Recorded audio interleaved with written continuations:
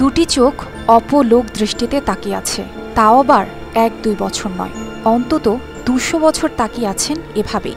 তার নিষ্পাপ চাহনি ও মুখ দেখলে মনে হবে সে কত নিষ্পাপ। যদি এটি আপনি ভেবে থাকেন তাহলে আপনি ভুল। এই নিষ্পাপ চাহনি কাটা মাথার মানুষটি ছিলেন খুবই ভয়ঙ্কর। তার ইতিহাস সম্পর্কে জানলে আপনি যতটা না অবাক হবেন তার থেকে বেশি আঁতকে উঠবেন। সিরিয়াল কিলারের প্রসঙ্গ উঠলে অনেকে আজও জ্যাক দ্য রিপারের নাম মনে করেন। রিপার কিন্তু পৃথিবীর প্রথম সিরিয়াল কিলার নয়।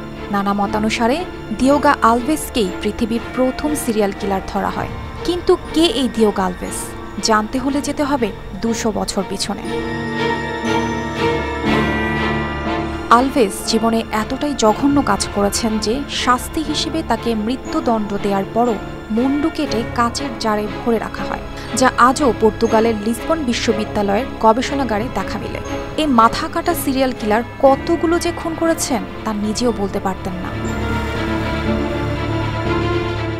আলভেসের জন্ম 1819 সালের পর্তুগালের গেসিলিয়াতে। অল্প বয়সেই গেসিলিয়া ছেড়ে লিসবনে পাড়ি জমান কাজের খোঁজে। সেখানকার অভিজাতদের বাড়িতে কাজ করতেন চাকরদের। তার স্বপ্ন ছিল অনেক টাকার মালিক হওয়া, কিন্তু যৎসামান্য বেতন আর দাসবৃত্তিতে কি আর তা সম্ভব?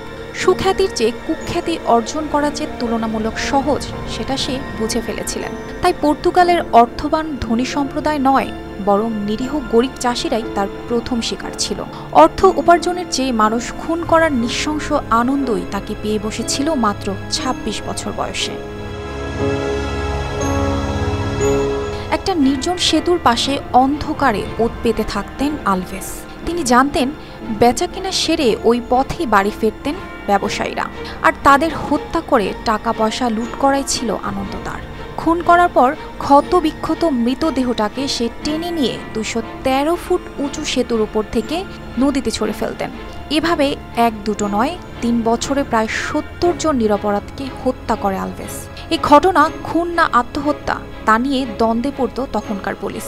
কোনো কুল কিনারা না পেয়ে প্রশাসনিকভাবে ওই ব্রিজে মানুষ চলাচল নিষিদ্ধ করা হয়।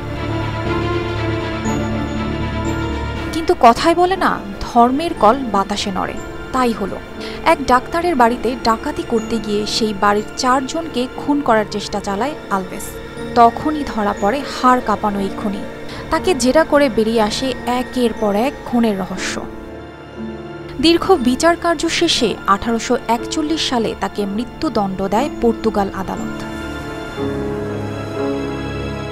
আজও হয়তো এমন হাজারো আলভেস সমাজে গা ঢাকা দিয়ে আছে।